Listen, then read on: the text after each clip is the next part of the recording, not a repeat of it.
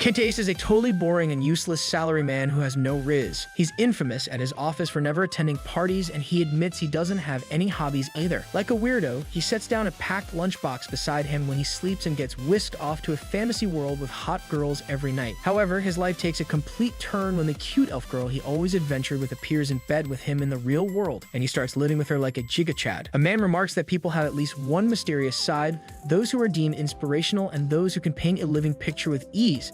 They can be pretty but tone-deaf and slim, but actually a huge eater, or even not so good-looking but still popular with the opposite gender, and the list goes on. He also has that mysterious side to him.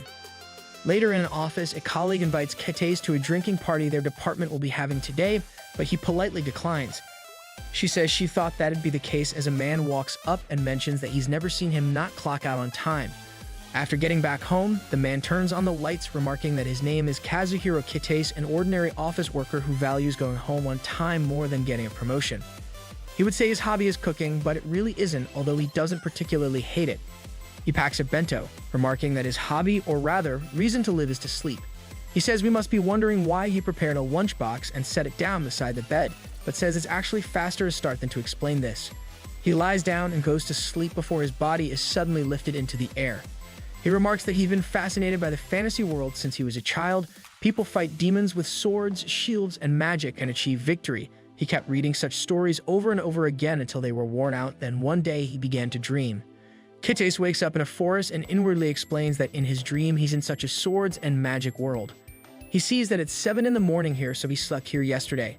He starts walking, saying he's already become an adult by now, but in his dream, he's been enjoying his adventures freely, like trying to take down monsters or getting overwhelmed and jumping up to his feet at night. He hurriedly runs away from a gigantic troll, remarking that he has his fair share of scary experiences, but it's not so bad to have a view like this. Kitace washes his face in a lake and sees that he's still a child in this world, so it seems like he just ages slower here. An elven girl approaches him from behind and greets him as Kazuhiro, so he wishes her a good morning, addressing her as Marie. He introduces her as Maribel or Marie and says she's an elf, who despite her looks is actually a century old and her eyes are just like amethyst. That sounds oddly inappropriate. He says it's been a while since she's been busy since she moved to the Sorcerer's Guild, so she confirms this and sees that he's still living in this primitive field camp and says he looks more of an elf than her. Kitace smiles and inwardly reveals that the name Kazuhiro is his name in this world, that he miswrote when he was a child, so he can only hate himself for making an error like that so long ago.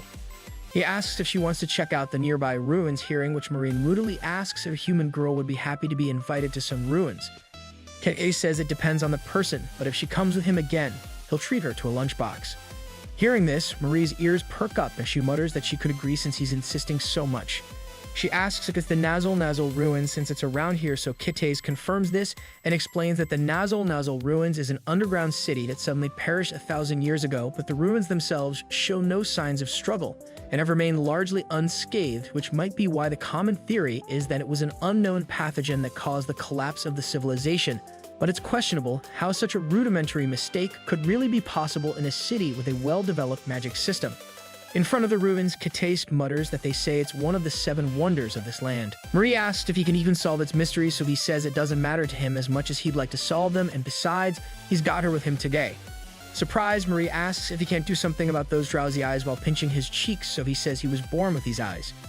Inside the ruins, Marie casts a spell, summoning small glowing creatures to light their path, and sees that it's pretty spacious inside, so Kitace reminds her that it used to be a city after all and says it sure had nice technology to make it last 10 centuries, explaining that since he was born in a country with frequent quakes, he definitely envies those with strengthening magic. Mary questions what he said about living in a country with frequent quakes before he says he's found a resting spot and suggests that they can have lunch there. She cheerily asks what's for lunch today and is surprised by how much he's prepared. She happily says it smells really good, so Kitace tells her to go on. She slowly takes a bite and is amazed by how good it tastes, so Kitace hands her tea as well and tells her to take her time. She contentedly asks what the snack is called, so he reveals that it's an inari sushi and is delicious cold because that enhances the taste. She takes a chikazan, so Kitace explains that these are made from spring vegetables, so they're very nutritious, before Marie smilingly says she was right to come with him but admits she's never seen food like this.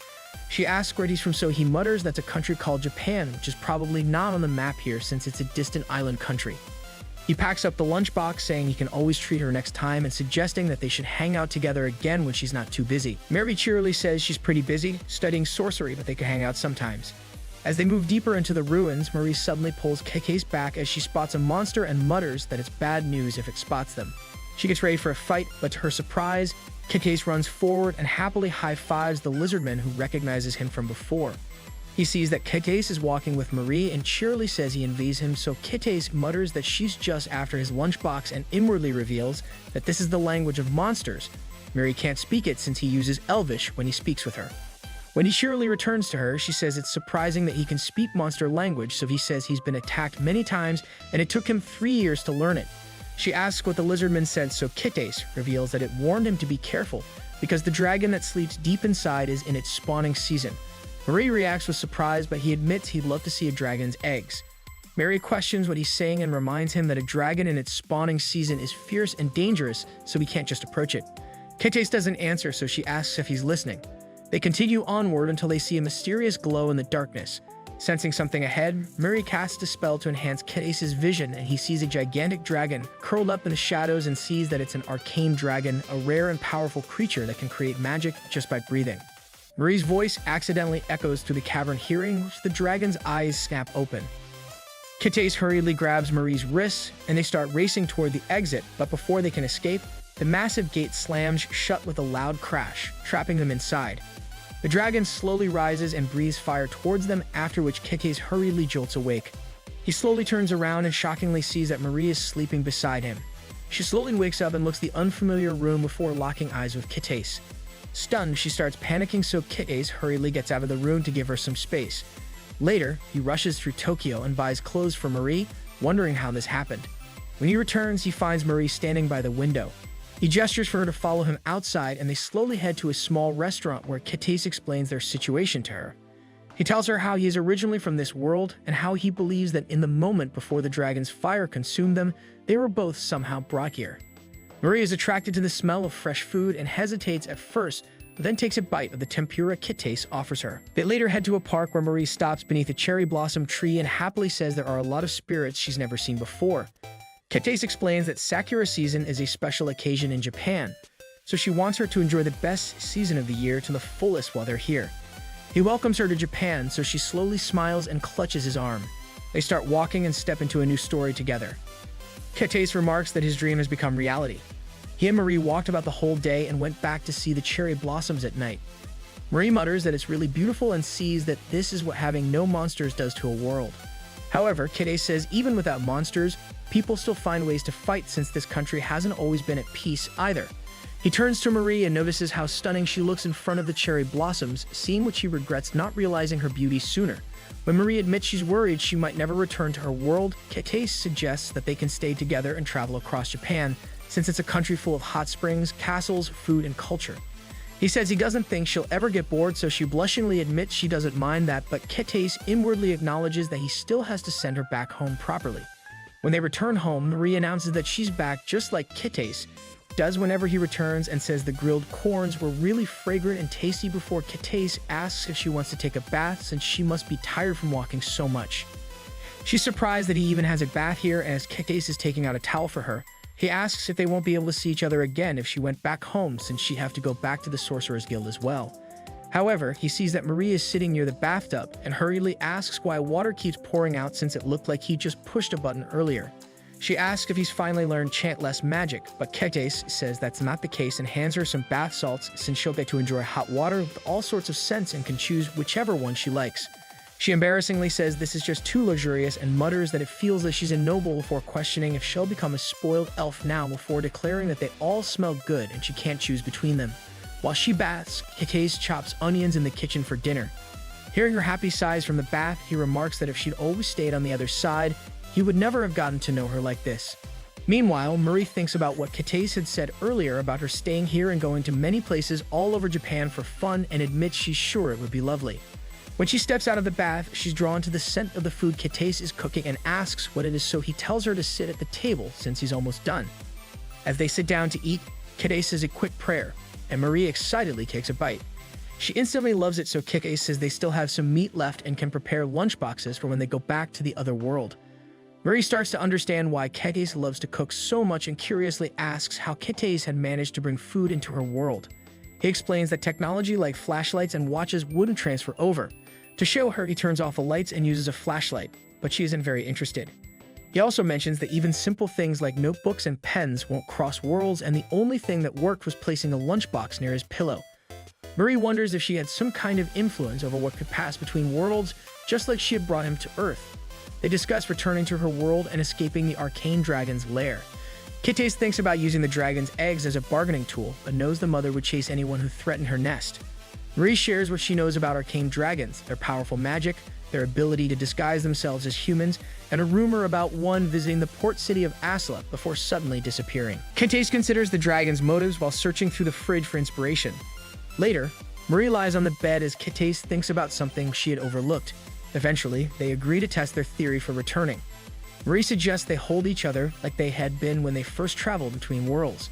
As she wraps her arms around him, his warmth makes her drowsy and she slowly goes to sleep before it's revealed that Kitase silently hoped their plan would work. Sometime later, Kitase and Marie find themselves back at the same spot they were before. Kitase keeps apologizing for causing trouble, but Marie admits she had enjoyed the journey. However, the arcane dragon suddenly reappears, nearly crushing them with her massive tail. Kitase quickly tells Marie to stay close. He bravely introduces himself and Marie to the dragon and apologizes for disturbing her nest. He admits that his curiosity about the eggs had led him to bring Marie along and declares that she shouldn't be blamed for that. Marie confusingly wonders if Kitase is actually speaking the dragon's language. She remembers him saying that dragons were highly territorial and that it was important to show they meant no harm. Kitase surprisingly pulls out a small bottle of liquor and offers it as a peace offering. Recalling his time in a city known for its barley and malt drinks, he opens the bottle, hoping it would help ease the awkwardness. The dragoness, speaking in a powerful voice, is impressed that Kitase knows the customs of lesser dragons. However, she's puzzled as to how they had survived after supposedly being burned alive. She declares that if they explain themselves, she will let them live. Kitase and Marie reveal what had happened, and to their relief, the dragoness spares them and even escorts them out of her lair. Before they leave, she surprises Kitase by letting him see her eggs, since he had been so curious about them. As he kneels beside the nest, he can feel the warmth she used to nurture them. Suddenly, the dragoness catches an unfamiliar scent and asks Kitase if he's hiding something. He quickly realizes she meant the katsudon bento he had packed. She says it doesn't bother her, but admits speaking in her current form is uncomfortable, and that the small bottle of liquor wasn't nearly enough. To their amazement, she uses her magic to create a molten slime, which then takes the shape of a human woman. Now in this form, she asks for the food and drinks, so Kitase slowly hands it over. The dragoness hurriedly gobbles up the katsudon and happily downs the beer in one swig.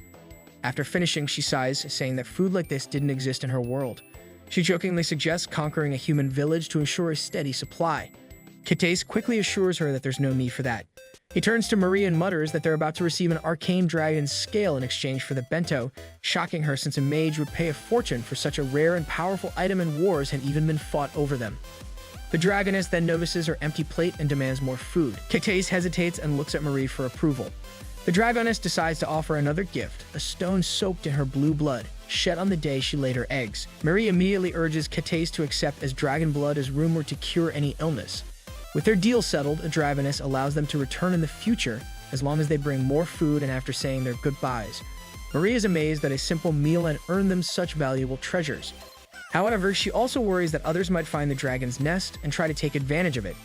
As they walk away, Kitase believes he's figured out the mystery of how the civilization at this site died and explains that once in a millennium, the arcane dragon lays some eggs so surely the people who lived here at the time must have tried to grab them, so the vindictive dragon chased them to the underground city and the residents fled, leaving the city as a dragon's lair. They admit it'd be one scary story if it's true, since it coincides with the time the ruins were destroyed. In that case, Marie cheerily says they'll think of what to do with these after they leave this place and puts the scales and blood in his bag, since it'll be safer if he carries them.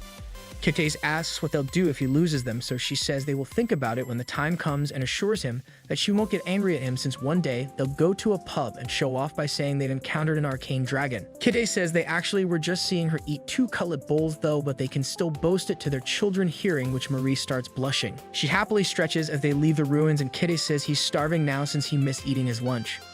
Marie suggests that they should go to the nearby town, and he remembers that they'll have to find an inn to stay the night too, since he's going back to Japan and can sleep anywhere.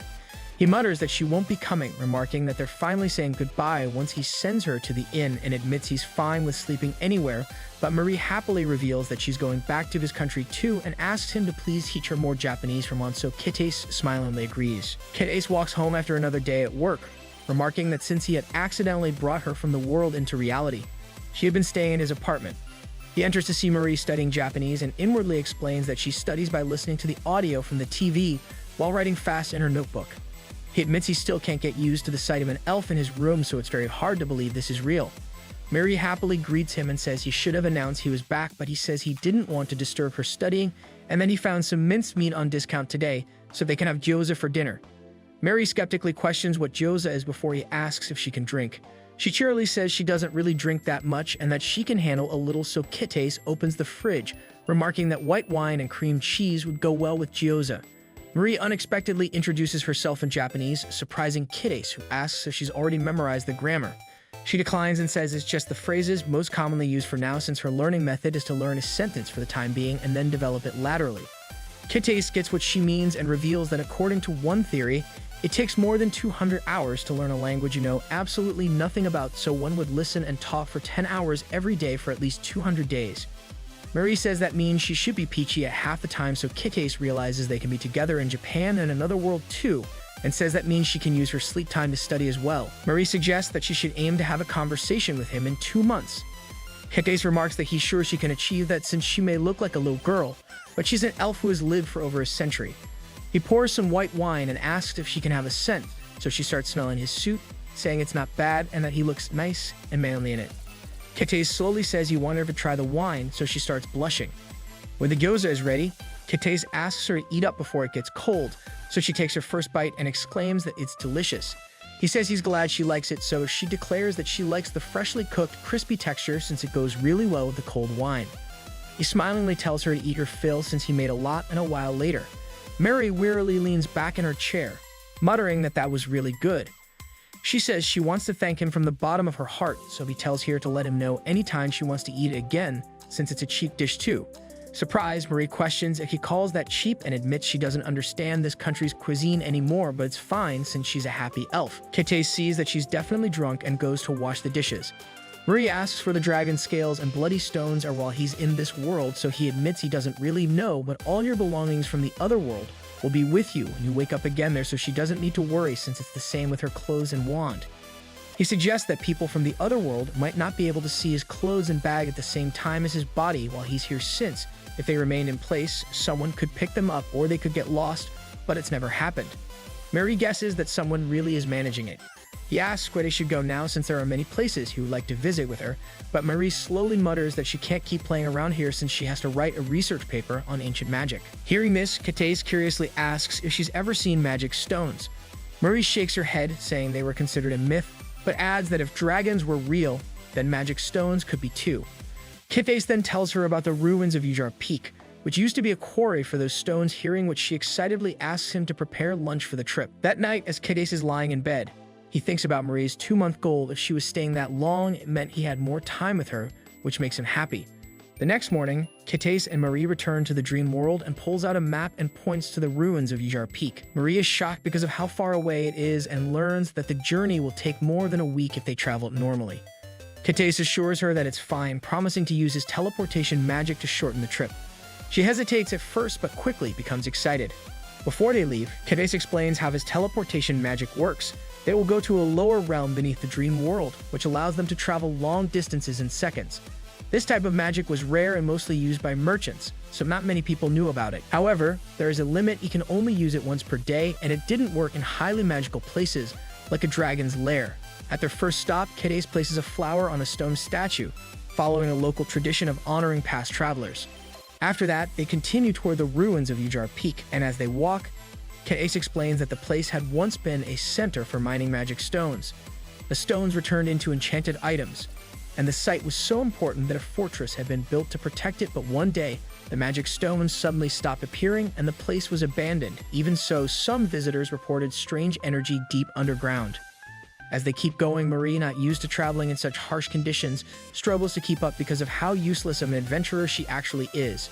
Seeing how tired she is, Kitase assures her that there's an oasis nearby where they can rest. She gratefully nods, and he feels a little guilty for underestimating how difficult the journey would be for her. Meanwhile, a young girl is tied up in a dark prison. When Kitase and Murray finally reach the mountain, they're shocked by the fact that from a distance it looks like a regular mountain, but up close, they can see abandoned buildings that look like a massive coal mine. Murray is intrigued by the lost civilization that had once lived there, so Kitase mentions that if even one magic stone had been found, treasure hunters would have flooded the place, but there's always a chance that they might discover something rare. As they walk deeper into the ruins, Kitase feels like someone or something was watching them, but he decides to keep quiet about it, not wanting to worry Marie, who is happily exploring. Eventually, they arrive at the Mountain Rift Oasis, and Marie happily rushes towards it. Kitase watches her with a smile as he unpacks their fried rice with the same flavors as the gyoza from the night before. As they eat, Marie becomes curious about Kitase's abilities, feeling like he was hiding something. When she questions him, he hesitates before showing her his stats. Marie was shocked that his level is much higher than anything she had ever seen. In comparison, her own stats are surprisingly low, but Kitase quickly figures out that she's studying both spirit magic and sorcery at the same time, which was slowing down her growth. Even so, she's very talented, especially with her high spell accuracy and memory, which makes her a powerful spirit mage. To show her skills, Marie summons a small fire lizard spirit to help her cast magic as Kitase watches with interest. They're suddenly interrupted when a giant frog-like creature jumps out of the water. Kitase swiftly defeats it and recognizes it as a cupper, a dangerous water creature known for its speed and strength, but before they can relax, two more appear. Unnoticed by them, a group of strangers watch from a distance. One of them, impressed by Kitase's abilities, sees that he's really fast. Their leader, intrigued, uses a special ability to examine Kitase's belongings from afar. Though he can't see everything clearly, he knows Kitase have valuable items. A young boy is pushed forward by the group, and the men warn him that he can't fail. As Kitase and Marie fight the cuppers, a boy suddenly appears, holding a glowing blue crystal. Kitase and Marie question if it's a beast-kin child and sense some very strong magic. A giant snake-like monster rises out of the lake and menacingly stares at them. Kitase hurriedly grabs Marie, and they both suddenly wake up in Japan as the monster fires a beam at them. Relieved, Kitase happily hugs Marie, who mutters that her heart is still racing. They decide to get a warm drink, and Kitase reveals that someone had been watching them since they entered the sites, since he sensed a few people as he was fighting the cuppers. He believes they were bandits who are probably looking for their corpses and bags right now. Marie asks if the Beastkin kid was also one of them, but Kitase mutters that he seemed to be frightened. Marie asks if he has to get ready for work, but Kitase reminds her that it's Saturday today, so he can help her study or even go out with her. Marie cautiously pets a stray cat, seeing which Kitase remarks that an elf playing with a cat is a peaceful sight indeed, and the fact that they were attacked by a giant monster yesterday feels like a dream, but he says they should turn back the time to the beginning of the weekend since it's Marie's first weekend here after all. Some time ago, Kitase asks Marie if the water spirits are saying something, but she says she can't hear their voices. In this world, you feel a separation from the spirits, and it feels like she's going back to being a child when she couldn't converse with the spirits. Kitase says that's what he feels like in the other worlds, so Marie suggests that she might just need to keep in touch with them. Marie suddenly notices a cat and happily greets it. Later, Kitase decides to help Marie with her Japanese studies by taking her to the library.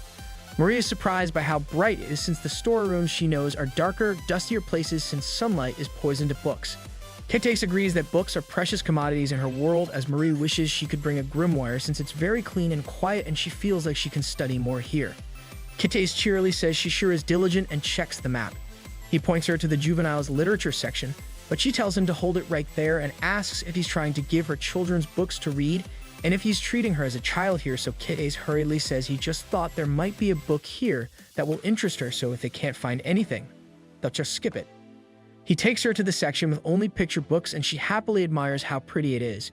He asks if she wants to read that, but she just says it caught her attention because of how pretty it was.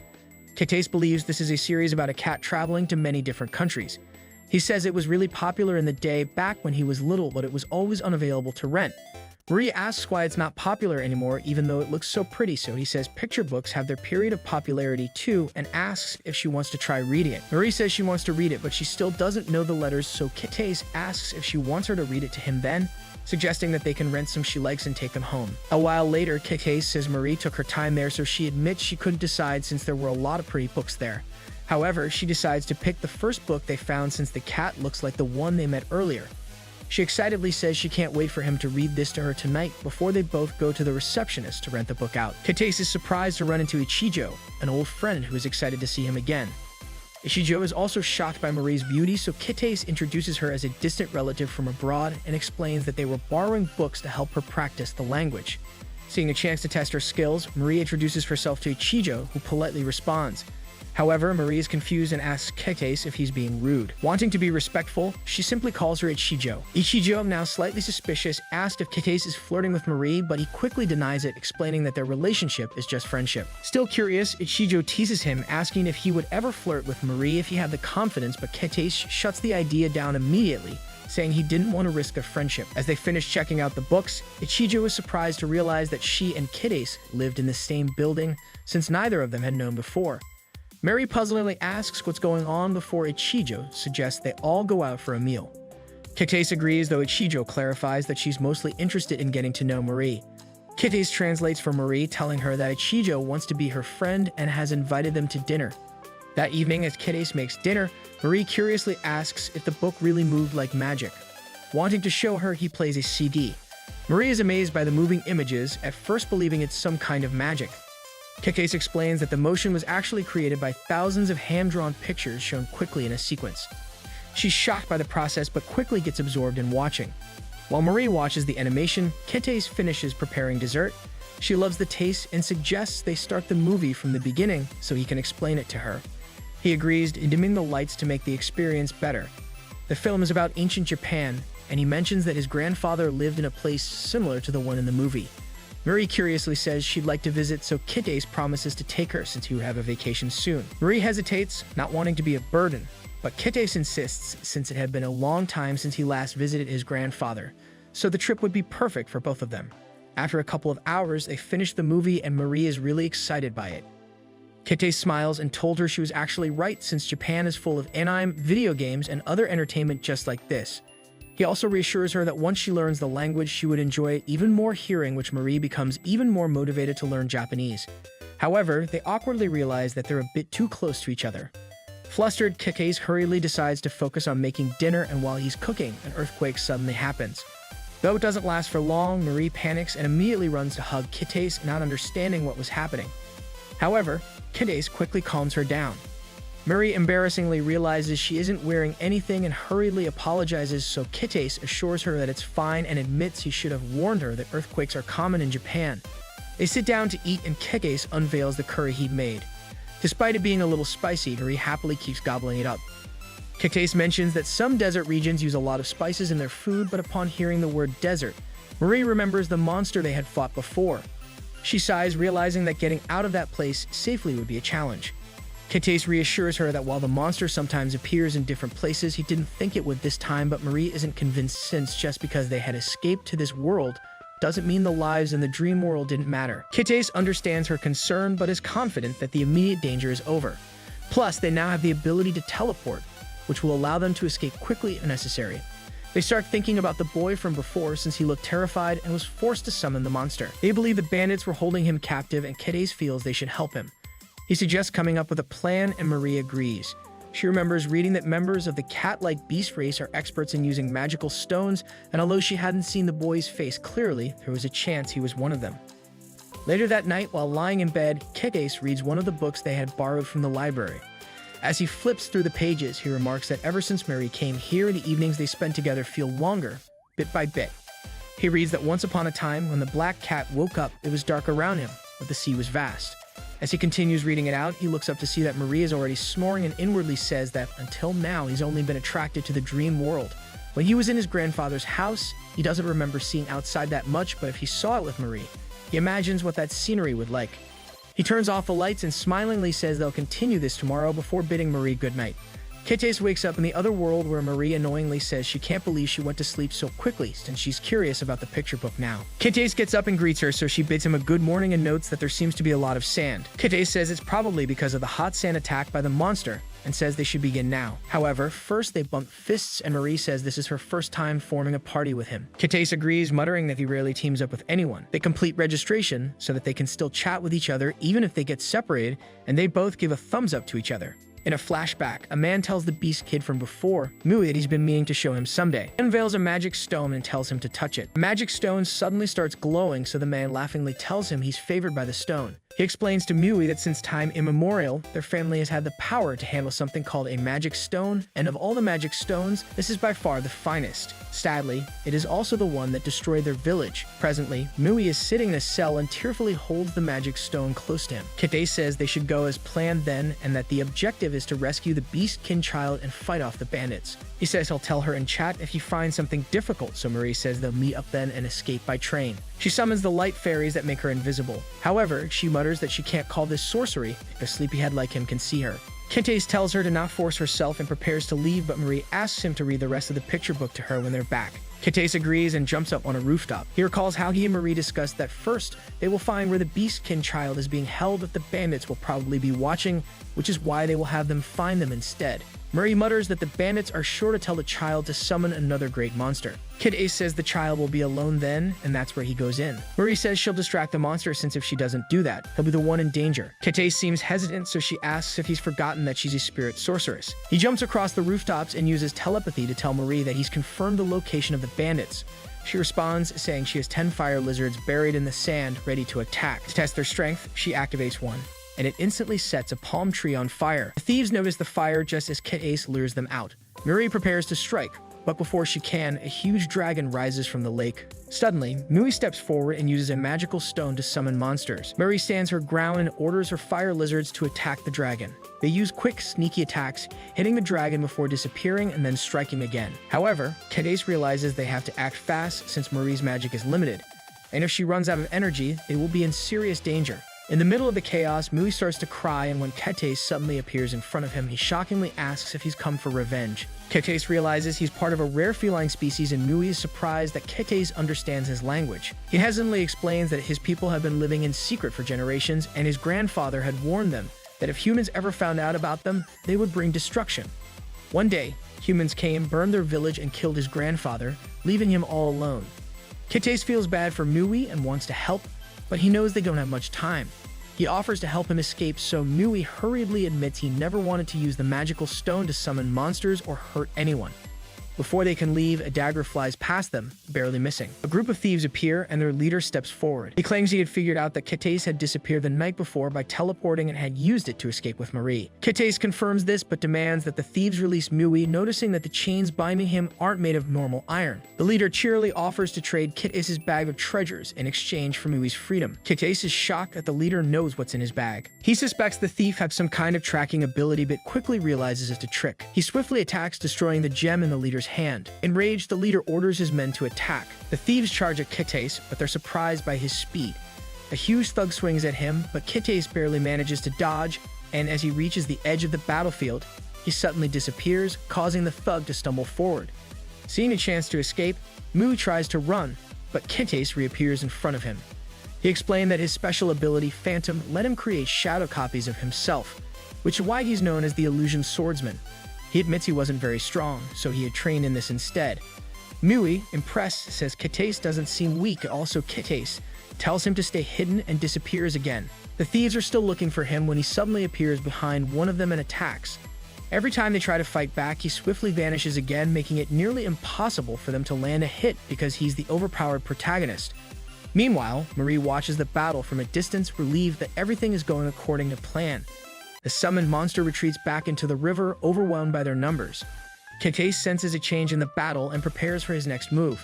However, he pauses when he notices the thief leader standing at the back, guarded by two men. The leader isn't moving, his eyes fixed on the river where the monster had disappeared. Kete suddenly feels uneasy since fighting humans is much more dangerous than fighting monsters. Without warning, the leader activates his magic, locating Marie's hiding spot and sending his men to attack her. Realizing he's using a tracking ability, Kites quickly moves to stop them. He appears behind the approaching thieves and narrowly dodges the leader's attack. Kites immediately realizes the leader isn't just a thief, he's also a sorcerer. Even though his legs are injured, Kites is focused. The leader acknowledges his strength but declares that he will win in the end. He points at Mui and says Kites' kindness will be his weakness and he won't be able to leave Mui behind. The leader then threatens to kill the child unless Kites surrenders. Without hesitation, Kites teleports toward them, but the leader smirks, knowing Kites' teleportation has limits. He demands that Kites give up and drop his weapon, so Kites throws his sword aside, saying he only needs his hands to carry Mui. He grabs him and tries to teleport, but they end up crashing into the ground. The soft sand cushions their fall, but they have to move fast before they're caught. The leader frustratingly uses his magic to shake the ground. A huge monster appears, terrifying Mui. The creature doesn't attack but reaches out his arms. Mui pulls a glowing crystal from his pocket and explains that his grandfather had told him it was incredibly rare. He also said this stone was the reason their village had been destroyed. Long ago, when someone dug up the stone, it woke up a powerful creature underground, and when it came to the surface, it went on a rampage. His ancestors had to flee, and since then, his people had lived in hiding, avoiding both humans and monsters. Kites understands and encourages Mui to trust his instincts. Mui hesitates and then hands the stone to the creature. The monster takes the crystal, and as soon as it does, it slowly sinks back into the ground. With the monster gone, the ground stops shaking and a massive underground maze appears before them. Marie arrives soon after, relieved to see that Kites is okay. She checks his condition and asks what's happened, so Kites gestures toward the maze. Marie is surprised to see Mui. She instantly picks him up and hugs him, happy that he's safe since he's really cute.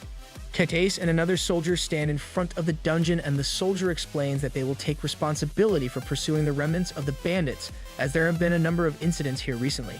He thanks Kites for the tip, but Kites says it's not a problem, and that he would like to request the protection of that beastman child. He remarks that if the so-called magic stone is to be mined in the future, the cooperation of the Catman will be needed, and the country will take great care of him. The soldier mutters that this is still a surprise and admits he was skeptical because it was reported by a teenage boy, but he can't believe they actually found a huge underground dungeon. He says it will be a major investigation, but he doesn't know whether it will bring tremendous benefit or create disaster for this country. Kites acknowledges that they don't know anything yet, but even so, his heart is still racing for discoveries. A small group of people sit together at a tea shop, chatting about how they've heard that the royal family has sent an advance party to the underground dungeon. Another one asks if there's really such a thing as a magic stone, so the man replies that from now on, the rest of the world is going to come barging in with their wide eyes open. Kites sees that there's a lot of talk about the underground dungeon. Marie says if a magic stone were to be unearthed, this country would be a very rich one.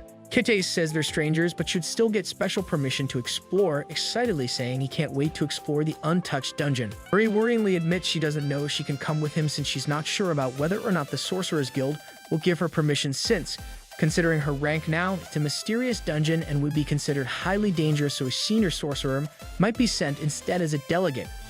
Kites asks if he'll have to explore with someone else other than her and mutters that he just won't explore if that's the case. Mary questions what he's saying when he said he was looking forward to it.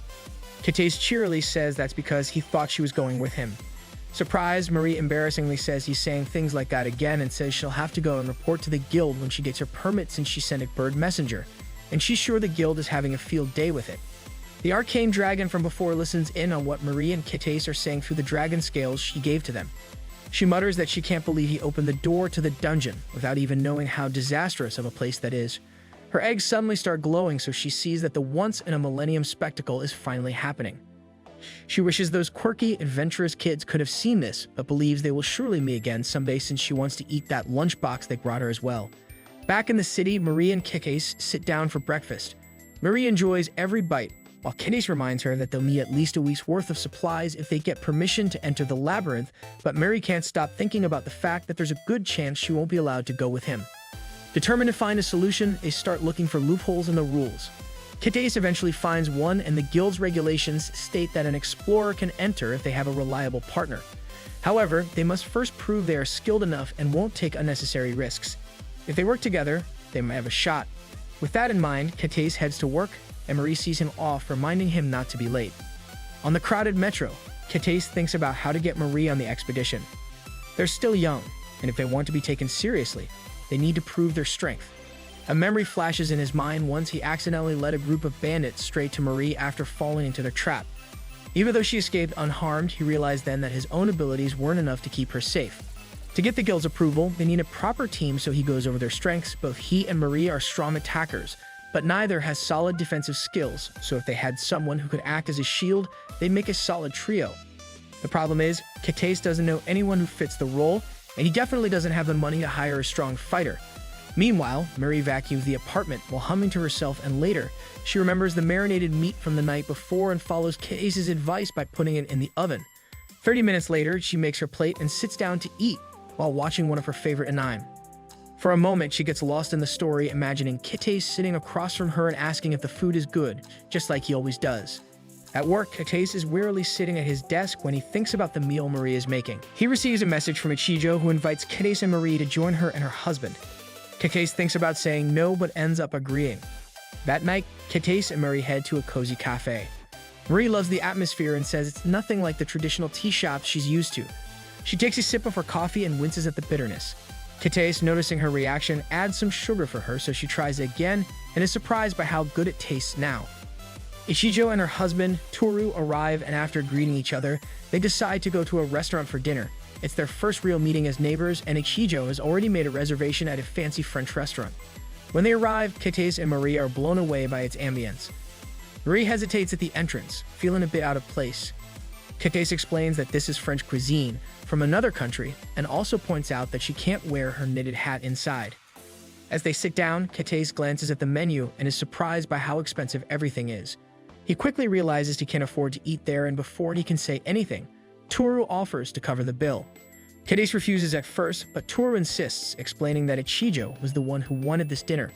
Besides, she has always encouraged him to take breaks from work, and now she's doing the same for Katace. Marie, completely unaware of their conversation, focuses on the silverware.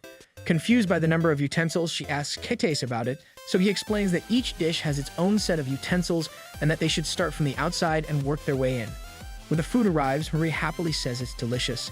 As they eat, Ichijo excitedly announces that their steak has arrived, but Katace corrects her that it's actually a poultry dish. When a real steak comes, she hesitates before taking a bite, but once she does, she's hooked and jokes that if she keeps eating food like this, she might turn into a completely different person. Ichijo suddenly looks at Marie in surprise. She admits she was shocked when Marie greeted them in Japanese, so Katace explains that Ichijo is impressed by Marie's language skills. Marie admits that Japanese is difficult, but she learned it by watching an anime. Katace then tells them about a particular anime film that Marie loves, one set in the countryside with 3 mysterious creatures, and how she has always wanted to see landscapes like that in real life. He reveals that he wants to take Marie to his grandfather's house in Omori on her next vacation, and that he has been researching short trips since he wants her to get used to traveling. Toru joins in and asking if they have ever been to Chichibu. He mentions that a friend of his owns a hot spring there, a place he and Ichijo often visit to relax. Marie is interested when they mention a hot spring and asks if they really have the famous steam she has seen in anime. Katace laughs and says yes, hot springs are real and they even exist in other worlds, but the ones in Japan are much quieter and more peaceful, so he suggests that they can visit sometime. As the evening wraps up, Katace thanks Toru for a great night.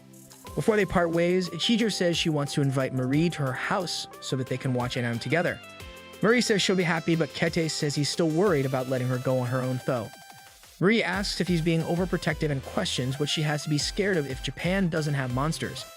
Katace tells her to hang on because it's not the demons that are really scary, it's the people, and there have been a lot of disturbing incidents recently. Toru tells Katace he understands his worry about the cute girl and he can think about it since Marie is really getting closer to Ichijo. As they're heading back, Marie admits she was actually a bit scared of eating with strangers, since he's the only person she feels safe chatting to in the other world and in Japan, but it's not bad as it sounds, so she's glad she had the courage to accept Ichijo's invitation. She thanks Katace since it's all thanks to him, but he smiles and says it's all thanks to her. She asks why when she didn't do anything, so he shakes his head and says his world has changed a lot since she came along. The familiar landscapes can look different now. He thanks her for coming to Japan, and they both blushingly stare at each other for a few seconds before hurriedly turning away. Katace slowly reaches out his hand and she takes it. As they're walking, he says he forgot about the dungeon exploration and reveals that he's thought about it, but until she's geared up to go there safely, he thinks they can have a guild representative take her place for now. Marie mutters that she'd love to say that she'll be fine, but his overprotective side is so stubborn and she doesn't blame him. Katace asks if he's really that stubborn, so she confirms that he is and that he's overprotective as well. A man announces that they will now begin the debriefing on the recently discovered dungeon. Reports from the advancement party indicate that it is wide and deep, and the full extent is still unknown. They're still assessing this, but the dungeon difficulty is rated AA, and it might even go higher. Marie asks Katace why people are celebrating the difficulty being high, so he explains that the higher the difficulty, the higher the treasures will sell. The man adds that it seems the magic stone has been unearthed. As of this moment, the User Peak site is completely sealed off to all but officials like them, so prosperity in the Irulai country is guaranteed hearing, which Katace mutters that it seems like they're fishing for bait and acknowledges that he's a pessimist. He tells Marie that they should try to pick up as much information as they can and suggests that they can listen in on them, to which Marie says he really is shy. reminding him that she even spoke to a stranger in Japan. She takes him to go meet the famous sorcerer master Aja, who says he's heard about them both and asks if they were the ones who found the dungeon. They introduce themselves, so Aja mentions that Ketes has an unusual presence and like Marie, half of him isn't in the mortal world. He cheerily tells them to not think much of it. As they sit down, he says he doesn't see any of the people from the Adventurers Guild, as they're all related to the royal family.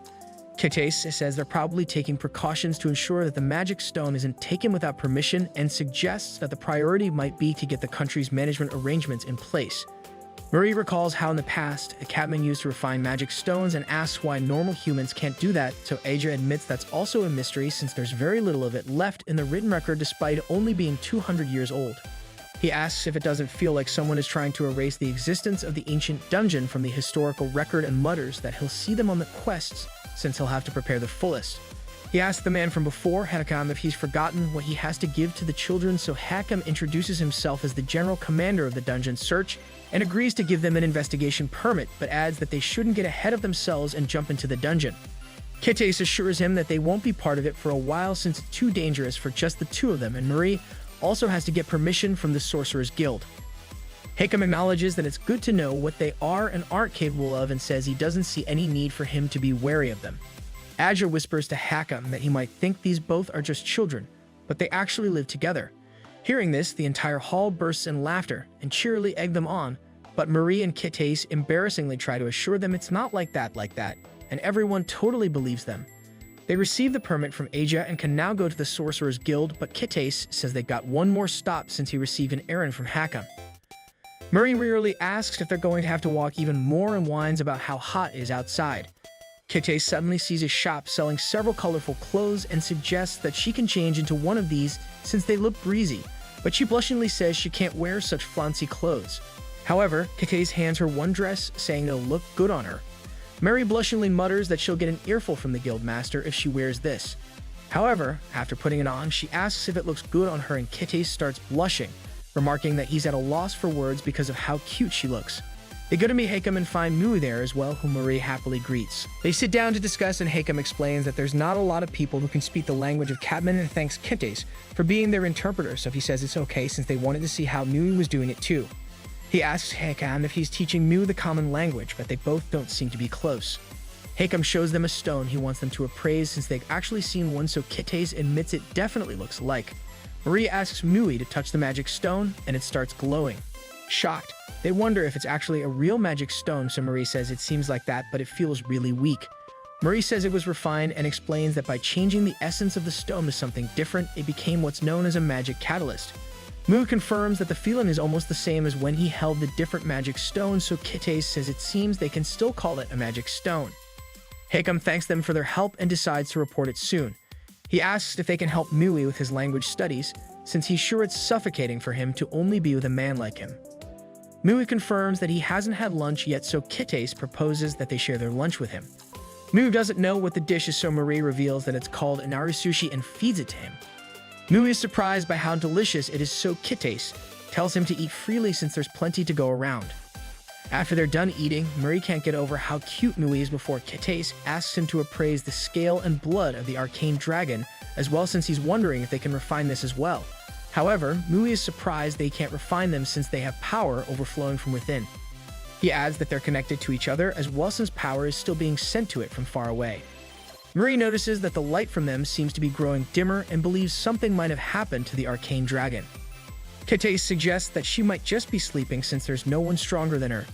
The scales suddenly start reacting, so Ketes hurriedly asks if something is wrong, so Marie says they should go check on her.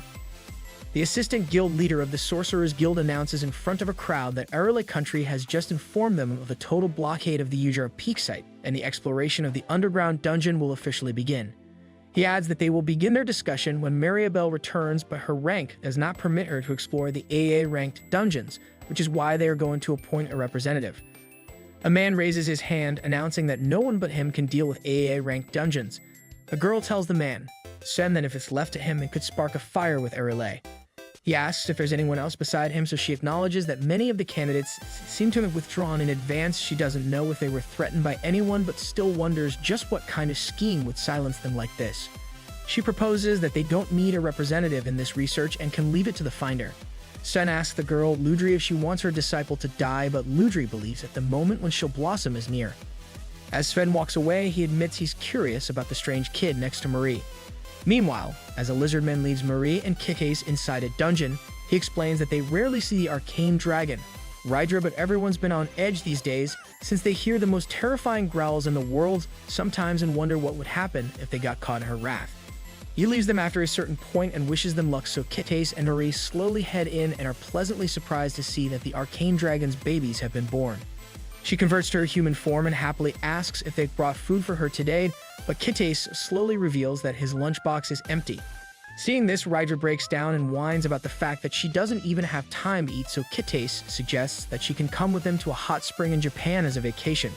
She happily exclaims that that's a great idea and admits she cannot wait. When they leave, Marie asks Kikes why he would promise her something like that and tells him to speak to her before deciding anything, so Kikes apologizes but reminds her that it's getting late and the guild might be about to close. From that day onwards, Marie was busy with reports and assignments from the guild while he was catching up with work in the real world. Finally, when the weekend starts, they go to pick up Rydra and cheerily anticipate eating a lot of good food when they reach the hot spring. As they head inside the dungeon, Sven smilingly appears behind them with his lackey. Sven wonders what Kikes and Marie are doing in such forgotten ruins, so his lackey explains that it is said by the general public to be one of the 7 wonders of the region, but it's been a long time since it was investigated. He sees Marie and Kikes meeting a lizardman and says what they're doing when lizardmen are supposed to be ferocious monsters. He sees that this site is still alive and notices a pair of guardian statues. His lackey says these are actually ancient killing weapons, and they surprisingly see that the statues let Marie and Kikes go. Sven uses a rare skill, Oracle, and shockingly sees a real dragon inside with its 3 babies.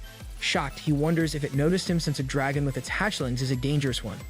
The guardian statues suddenly start stomping towards them, so Sven quickly tells his lackey to cast the escape spell. As Kikes and Marie are playing with the baby dragons, Rydra suddenly perks up but mutters that there were just some bugs. She gets ready to sleep and asks if they will be in the real world once they wake up. Meanwhile, Sven and his lackey barely manage to get back in one piece and questions just who Kikes is. Kikes suddenly wakes up in front of a naked Rydra, and she cheerily sees that this is the real world, a world without magic as its foundation, where the shape of all things is as different as they can be. She asks if that is why Kikes' appearance changes here before Marie insists that they have to hide her horn and tails somehow. In that case, Rydra swiftly changes into a dress and reveals that her horn and tail are made up of magic particles, so since it is close to pure energy, they can also be transformed into this kind of clothing. As they're on their way, Kikes asks how the car feels, so she admits it's not bad even though it's a bit slow, and says it's definitely nice to not have to do anything. Marie tells Rydra that she doesn't seem too surprised, so she explains that when you look at the car, you could get an approximate idea of the structure, so Kikes reminds her that Marie was screaming the first time she sat inside a car. She reveals her name and tells them to stop being so formal with her, since if they keep being polite with her, she's never going to be able to relax herself. Later, Kikes asks Marie to bring out the thing he gave her earlier, so she opens the box to unveil onigiri. Marie offers one to Rydra as Kikes reveals that all Japanese people like to eat it. When they arrive at their destination, Marie puts on a hat to cover her ears, admitting that it's a bit cramped, but she can't cause a commotion since there aren't any elves here. Rydra covers her ears for a moment and covers them with braided earrings, explaining that she made these with her magic particles.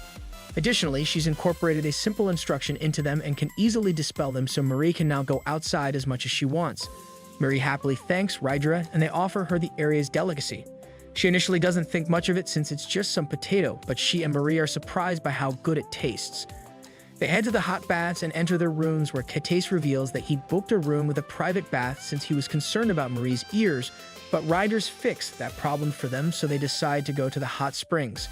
In front of the hot springs, Rydra gets ready to dive in, but Marie reveals that it's good manners to first wash your body in the washroom when entering a hot spring. However, she realizes she'll have to take off the earrings to wash her ears, so Rydra suggests that it should be fine since there doesn't seem to be anyone here. After taking a bath, they relax at the hot spring, where Rydra asks Marie if she's able to enter the ancient dungeon, so Marie asks what the higher-ups think about it since the guild leader happened to be out too. She hurriedly asks how Rydra knows about that, but remembers that she was listening to them through the scale. She explains that she was worried some might try and exploit it, and teases Marie about hugging Kikes every day, so she embarrassingly insists that she won't take her to the hot springs again. They head to the sauna, thinking it's a private place, but are surprised by how hot it is. They later realizes that this is a type of steam bath that warms the body. In the sauna, Marie blushingly says she doesn't think Kitase believes she's charming since it doesn't look like he sees her as a woman, so Rydra admits that he cares for her so much. He's starting to cower, which means Marie does have a shot at him. She adds that she can test Kitase if she's curious about whether or not that's true. Marie asks how she's supposed to do that, so Rydra whispers an idea to her. Later, Marie approaches Kitase, who asks what her first hot spring experience was like. He suggests that they can go to a foot bath and notices that Marie's face seems to be red, so she mentions that she took a steam bath. As they're taking a foot bath, Marie admits she never thought water could be used like this, so Kitase says you just need to put your feet in, and it warms the entire body. She slowly reveals that she wanted to thank him. She was really embarrassed earlier, but as she sees his usual sleepy face, she can calm down. However, it's unfair at this rate since he should feel embarrassed too sometimes, so she leans in and kisses him on the forehead. She happily smiles, remembering how Rydra told her to kiss Kitase anywhere she likes, and then look at his face since she'll be able to instantly tell whether or not she has a shot with him. Presently, Marie gets up, saying they should go back to their rooms as Kitase continues blushing. In the room, Rydra annoyingly mutters that they're both late and asks how long they were planning to make her wait. She says she was expecting to get some good food and complains that this is too much, and they're both truly demons. Kitase suggests that they eat now and looks around for the menu. When the food arrives, he says this is one of this area's specialties, a bowl of rice topped with a cutlet as big as a straw, and it's called Warajikatsuben, straw cutlet bowl. Marie and Rydra instantly love the taste and exclaim that they can't have enough, seeing which Kitase remarks that he's glad he booked a private room since they can take their time, and he gets to see an arcane dragon rolling on the tatami. Rydra tries the Japanese sake and contentedly mutters that it sure is good, reminding Marie that kids can't drink it yet, seeing which Kitase smilingly sees that they're just like sisters. He asks if they want to try the private bath since they still have some time, saying he'll go to the large bath again if they're both going in, so Rydra cheerily agrees. While she takes a bath, Marie naps on the tatami while Kitase blushingly checks the spot on his forehead where she kissed him.